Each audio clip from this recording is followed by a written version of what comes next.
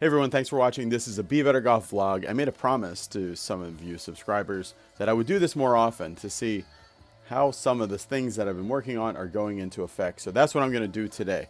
I was already planning on playing golf this day, and I usually play golf on Mondays with my friend Fred, and I decided, okay, let me film what I usually do. So I wanted to play well because, you know, you're at work all week thinking about golf constantly. So this is my hype song. So I'm trying to get a little hype on the way to the course, getting a little bit of tea or whatever, and driving in. So we're going to be playing Skylinks Golf Course. On the left of this street is the airport, and on the right is this golf course. How many yards were you trying to hit, Fred, from up here? I just hit a 7 iron, so okay. Usually goes about 170. Okay. The first hole here is kind of weird. It's like from where we are is only like 250 yards. Or to the front or something like that, but it's surrounded by water on the left and then some really deep bunkers on the right, so it kind of forces you to lay up, especially if it's your first shot in the morning. We're going to be playing a mix of blues and blacks today, and there can be sometimes quite a difference between those two. Play it down. So I laid up in front of the water. Now I have a wedge shot of, I think, 92 yards. So this is going to be my 54-degree wedge and a little less than full. So normally in the mornings, this is the shot that has been really, I've been struggling with early in the day if I haven't really warmed up, about getting a good swing bottom. But man, I've been working recently actually on my swing a lot, and specifically this shot. So even not like I played out here a couple weeks ago and I bladed one like up against the back fence from here, which is really horrible. So even just doing that and putting it pin high left of the green, not close but not horrible, was all right. It's an all right start. So it's a green in regulation, putt for a birdie. You can see the conditions of the course are pretty good, but they haven't been mowed yet because we're out at like 6:50 in the morning or something like that, and it's still pretty cold, so I gave that one a major charge. I think I let all the dew and some of the people's footprints and all that stuff mentally affect me. There's Byron, a friend of mine that watches Be Better Golf. Anyway, I let that mentally affect me and think it was going to be really slow. It's not. It wasn't really slow. So the stakes today are I'm playing this game called Slams with Paul and Fred. So Fred and I have been going back and forth playing golf against each other for maybe more than 15 years. That was a great putt. That felt really great. Okay, so the second hole is a par 5. We're way back at the back of the tee box. I think it's like 570 or 560 from here. We're at the what used to be the Long Beach Open tees, but now the Long Beach Open, I think, is exclusively going to be at El Dorado now from now on. But it's a long hole from back here. A good drive down the middle, faded to the center. So that was good. A little in the heel. Recently, I haven't been practicing my driver as much as I should. I'm doing other things a lot. Because in the back patio, where is mostly where I practice, that's all. I don't have enough space to swing a full driver. All right, so this is a 3-wood. I put this 3-wood back in the bag. I fixed it and put it back in. It's a Titleist 915 with a Heine shaft, a Diamana Heine shaft, and this 3-wood is just awesome to me recently. I'm hitting it really well. That one was a little low and fading, but it's perfect. It's just in front of the green. I think I have 57 yards here over the bunker from here, though, to a middle pin. So this is the 58-degree wedge. So this is not a lot of grass down there. Lots of different divots and stuff because this is a common layup area. And it's also wet. So this was nerve-wracking for me. But I think what I learned recently, one of the things I learned in really trying to get better at these shots in the morning, and that was a good one, is that you can't. Shots, as you've seen. That's what I'm explaining. I realize that I have, with those shots, even though it's a soft shot, you got to attack it. You have to. Right. You still have to have some like aggressiveness at the bottom. You got to. There's Paul. you got to let the, you got to strike the match at the bottom. That was a really bad stroke. Totally misread where it was going to go, and there was nothing positive about it. So that's a par. So 2 pars to start, even par. And the way slams works is a little bit complicated, but basically every 3 holes is a brand new match. And you're really only playing against yourself. But if you get par on over those 3 holes, then you get a slam, and you can determine whatever slams are for. We're just playing for, I think, $1. And then if you're 1 under for the slam for the 3 holes, then you get a double slam. And then also there's also a component of you need to shoot. You get another score for a total score as well, so you can't have any like real big blow up hole. So it's, I think, a perfect way to train for golf, because it gets you compartmentalizing just shots of little pots of 3 holes, but then also you can't just totally check out either, because I've done that before where you make like a triple or quadruple bogey, and then that destroys all the other slams that you got. So you got to stay in it. Okay, so I hit a beautiful 3-wood. I've been hitting that 3-wood really nice. And now I have a 54-degree wedge, and I'm going to hit, I think this is 88 yards. So this normally would go like 100 or 98 yards. So I've got to take something off of this. And I hit it really well. Caught it at the bottom really nicely. Yeah. All right, so on the green of the 6th hole, there's Fred. He has a birdie putt. He is just past the hole near where the camera is. She took the same pay. All right, so from off screen, here's Fred putting for birdie. And that is a birdie for Fred. So that's a slam for Fred for getting even par for 3 holes. And then it's another slam for being actually 1 under after 3 holes, because he went par, birdie. Got one to the hole. So here's me for birdie to tie Fred, and then also to get a double slam for myself for going par, birdie. Yes, sir. All right. So 2 double slams, Paul. You better get after it, buddy. Yeah. Fred telling Paul he's got to keep up. So some people were asking, and the way that I film the videos, if you guys are interested in this, it is super basic. It's something that I have set up on my push cart, and it basically takes 0 effort, just like 2 seconds of effort before every shot. So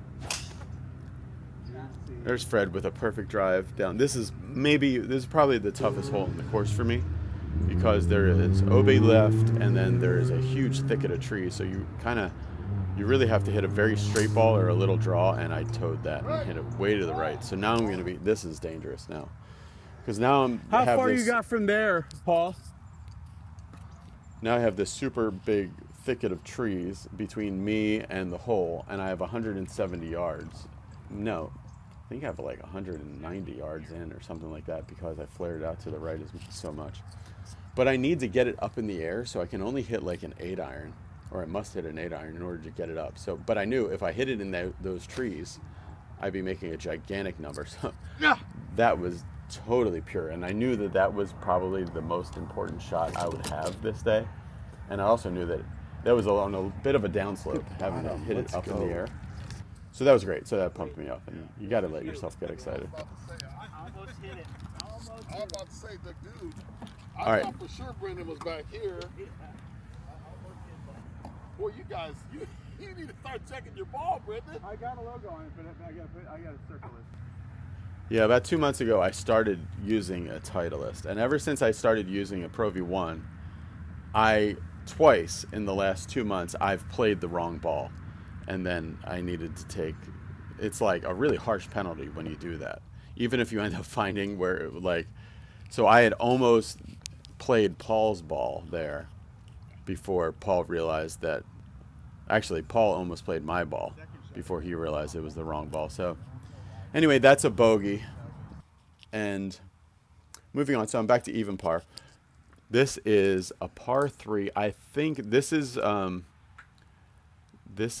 little bit behind the blues. This is like 1 55 because it's a red flag. So this is a 9-iron that I hit well. A little in the heel, but like a really good pass through the ball. So I'm on the green. I think I have about 17 feet for birdie here.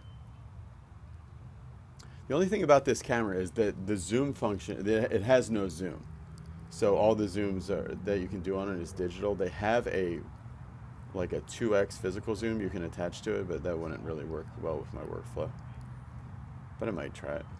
All right, so that is 2 putts for a par there. And I stay at even par. All right, this is a par 5, I think like 550 or something, because it's back at the tips. You can see where those leaves are to the left. It's so far back that I literally couldn't even fit my push cart back there to try to film myself. So this is going to be a face-on one. Great grip, tilts at the top were not that great, and I think that is somehow connected to the club running away from me and hitting it in the heel. Actually, being back here, even though it's longer than we usually play it, and you can see how close we are to everything there, being back so far. Fred's follow through, hit the tree. Fred hit a good one. I hit it to the left, and I am under these trees, so I'm going to lay up with this 8-iron, and that was just a really awesome strike. I hit it so good that I had to run a little bit to make sure it actually laid up. It was like 170 some yards to this fairway bunker, so I did it. I had to lay it up short of it. That came out really good.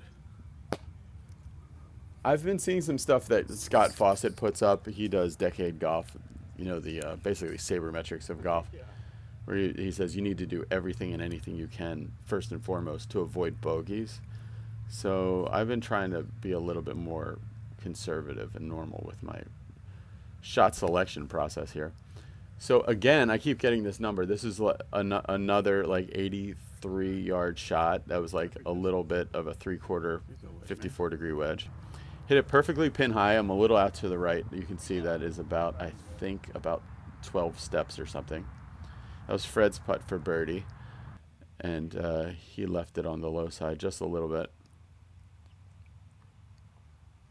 Playing this early sometimes is tough because obviously they hadn't been mowed yet or rolled or anything yet. So, okay, so now I am putting for birdie and made it. And there I was really trying to smooth my stroke out. I've been watching Cameron Smith's putting stroke a lot.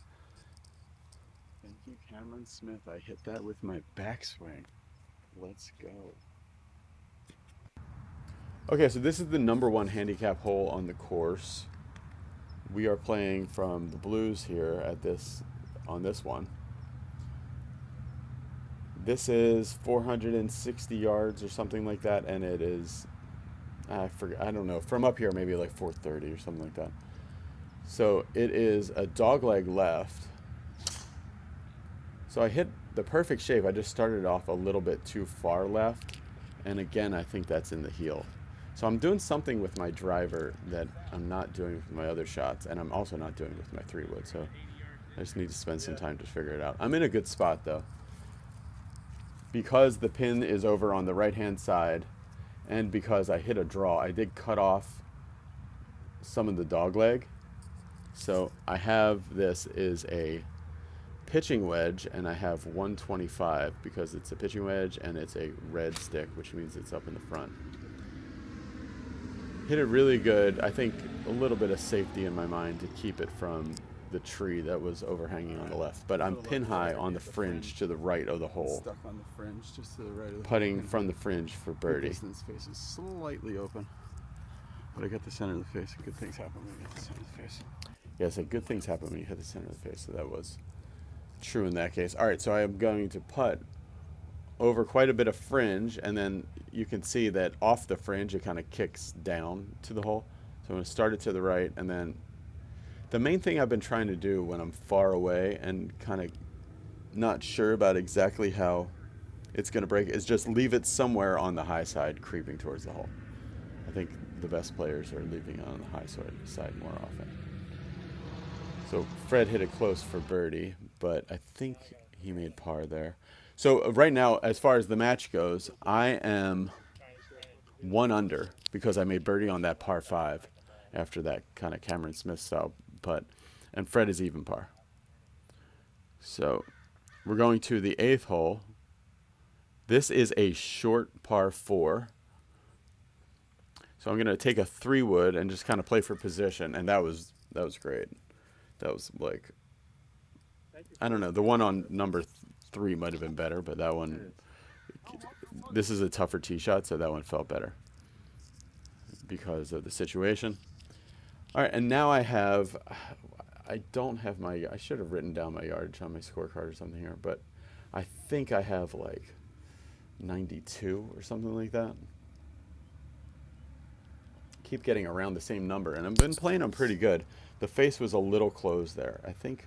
That was good impact. That was a little left. I think I was weird, and my alignment is a little off. probably But clicked it that way. as long as the strike, you can deal with alignment being a little off here and there, but the strike has to be good, and the strike was good. So I hit it pin high, just pulled it just a little bit. So this is a putt for birdie to get to 2 under. Now the important part about this is that I just parred number 7.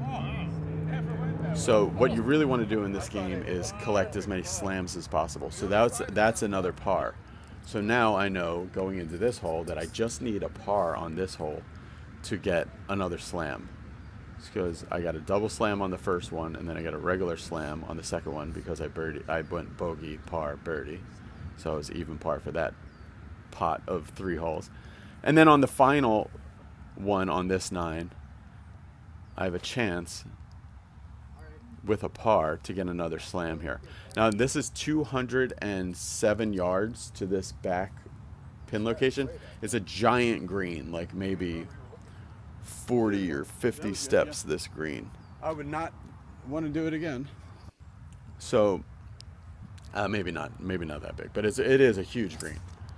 And Fred, you can see, just made a really great pass of that ball. And he's going to come up pin high just to the left of it with a birdie putt. Okay, pin high left. Great shot.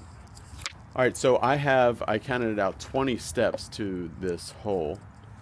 And so it doesn't show here how far this actually is, but it is really far from my ball to this. So it's going to take some really good touch. Luckily, Paul went first, and I got to see his line, but he really pulled it to the left, so I didn't really see the break anyway, but I could see some speed. And then you have those like snail trails on the green that can help a little bit. So I was really trying to lock into the speed, and I locked into the speed pretty good, but I didn't. I just pulled it, which can happen when you really try to give it a wrap. So now I've got that remaining for par. Not only is that for par, but that's to shoot 1 under on the front 9, which would be good, and that's part of the game as well. But also, this is for now another slam, and you never know what's going to happen in the future, so you really want to get as many slams as you possibly can. That was a very nice stroke. All right, I made it. Okay, so that's the end of this 9. Thanks for watching so much. If you guys are interested in seeing how I film these videos or anything, let me know. Hit the subscribe button. It really helps the channel. Some other big news in the channel is coming up soon, so I'll let you know that now while the 10th hole plays, I guess. Yeah, here's the 10th hole. We are having a Be Better Golf School in Murrieta, California with Dr. Scott Lynn from Swing Catalyst. He is the #1 ground force expert in the country. That's really exciting. And we're also going to have Eric Meichtry, 2-time winner of the Long Beach Open. He's won over 65 professional golf tournaments, and he's a fantastic teacher. He's done these schools with me before. Eric's going to be out there with us as well. The schools will fill up fast, so send me an email, contactbebettergolf@gmail.com, and I will get you signed up. I'm going to try to put it at bebettergolf.net/school, all the information about that and everything. So thanks for watching, everybody. I don't know, did I put, we're going to see. Okay, I put the putt here too. So this is the 10th hole. This is my putt for birdie. After that, the wedges were just so much better today. They were just helping me out a lot, but broke the wrong way. Thanks for watching, everybody. Click that subscribe button and join us at the Be Better Golf School. See you soon. Bye.